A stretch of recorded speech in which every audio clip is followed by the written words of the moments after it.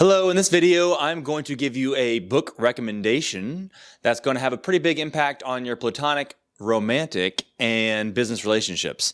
And that book is The 5 Love Languages by Dr. Gary Chapman. It's consistently a bestseller on the bestsellers list. It's been around for a long time. You're probably thinking, what the hell? How's this going to help me with business? Well, I'm going to give you a couple of solid examples and show you how it's impacted my relationship with my managers and the people that have worked for me and some of the people that I've had business dealings with in the past as well.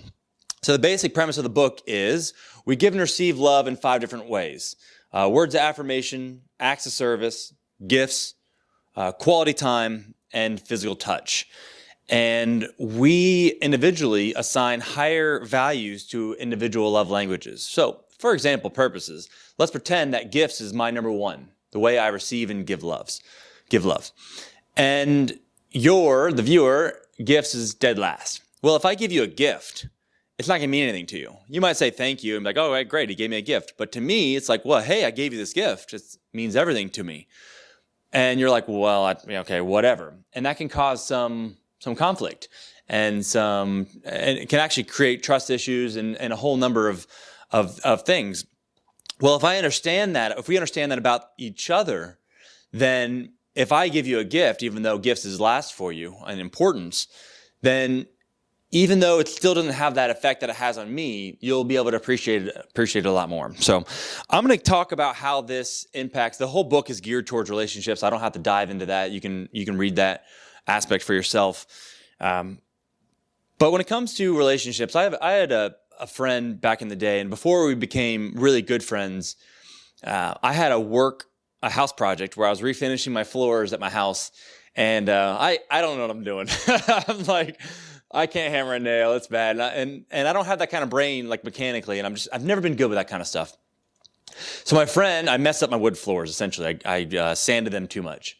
Well, my friend, he went out of his way, without even asking me or anything. He rented a buffer from Home Depot, came over to my house, and he was an expert on wood floors, and he finished the wood floors for me. It took him a couple hours, and he didn't even charge me for the buffer. I would later discover, after reading and understanding the concepts of this book, that one of his biggest love languages is acts of service. Well, that's my number 1, acts of service. So, doing things for me and me doing things for other people. Well, we ended up knowing that ended up creating one of the strongest relationships I have. And it's all because, and we happen to have the same, love language, even though we're just friends. But I would go on to help him in a number of different ways on business. I've even helped him with his new roof, all these different things. And he's helped me in turn. And we've had a really strong relationship because we both understand now that acts of service is how we both portray that. And it makes it a little bit easier, of course, when you're both the same love languages. But it's created a really powerful and strong relationship. And he's one of my closest friends now because of those actions. So that we're the same love language. It's easy, right? What happens if you're not the same love language? And that's what I want to talk about with business. So I've got 6 different managers at my different locations, my different businesses that I own. Well, they're all completely different on their love language. And sometimes it's going to be hard to find out what it is, and it just takes time. But as long as you're open to the idea of understanding what it is and trying to figure out what it is, then that's going to help you. And I'm going to use one example. I'm not going to say who they are. I'm not going to give their gender away. But I have one manager whose love language is words of affirmation, and it's high up there. Like the other ones don't even, you add the other 4 together and it doesn't even equal the words of affirmation.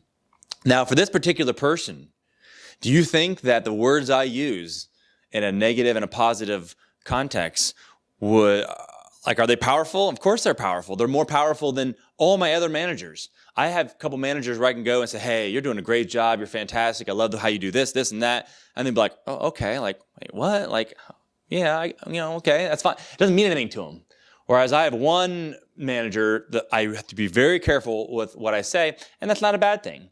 It's just understanding that has allowed me and allowed my managers to have a lot closer relationships because now I can focus on, hey, does this person need words of affirmation? Are they a gifts person?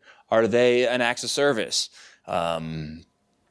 Understanding these concepts is going to help you in the long run with your managers and also sales clients too. We've always heard the stories of back in the day, someone got a big investment deal with Warren Buffett because they brought him a Coke. Well, if you read anything about Warren Buffett, he's a gifts guy. It doesn't even, he's Warren Buffett, he's a billionaire.